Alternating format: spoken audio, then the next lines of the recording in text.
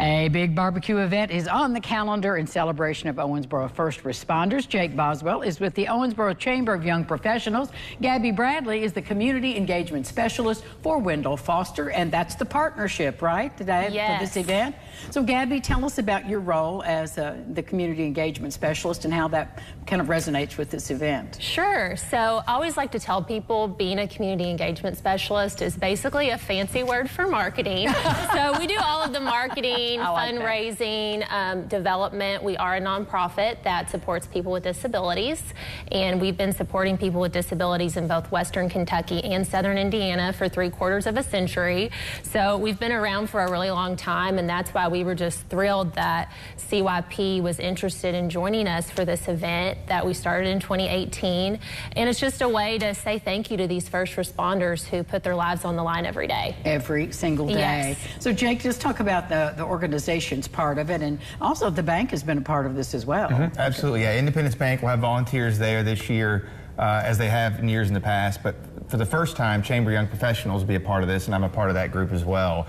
I think we saw this as an awesome opportunity for us to partner with a quality group like Wendell Foster, but also just to kind of bring everybody together in one big spot that day. So you'll have the residents at Wendell Foster and the clients there, the staff at Wendell Foster, first responders all over Davis County. We've made mention to the Davis County Detention Center, all the volunteer fire departments, the city first responders. We're kind of bringing everybody to Wendell Foster's campus that day to say thank you, to eat some free food, some free ice cream. We're going to have old-fashioned ice cream. They're based here in Henderson, bringing over their 1959 Mr. Softy ice cream trucks. Yeah. That's an old school. Yeah, isn't that awesome? So I think that's a big part of why we wanted to be involved, is because of the community aspect of it, and everybody getting together and having good conversations. And I think what the goal is to allow, when those times are necessary for first responders and for us to interact with them, maybe when there's an emergency, there's some familiarity with everybody and maybe a little extra care because we kind of all know each other. Well, it's a wonderful opportunity for all of them to get together and kind of do their own networking and bonding too, because that living on the edge of that with adrenaline jobs like they have, it's great to have some fun. So when is everything happening, Gabby? Next Thursday, July 20th, starting at 10:30 in our sensory park at Wendell Foster's campus. And like Jake said, we're going to have Atmos Energy grilling. So we've got pork chop sandwiches, hot dogs, hamburgers, so 3 options. So a little something for everybody. We're going to have a tent up in our sensory park because we know it's probably going to be hot. So there's going to be some shade. We'll have yard games. So it should be a lot of fun. And the residents in the center will be a part of this as well. Absolutely, and they love it. One of our goals when starting this event was to connect the people we serve with first responders on a non-emergency basis. One of our main goals as an organization is to integrate people with disabilities into our community. And that's why we think it's so important for first responders and our residents to build those relationships with one another.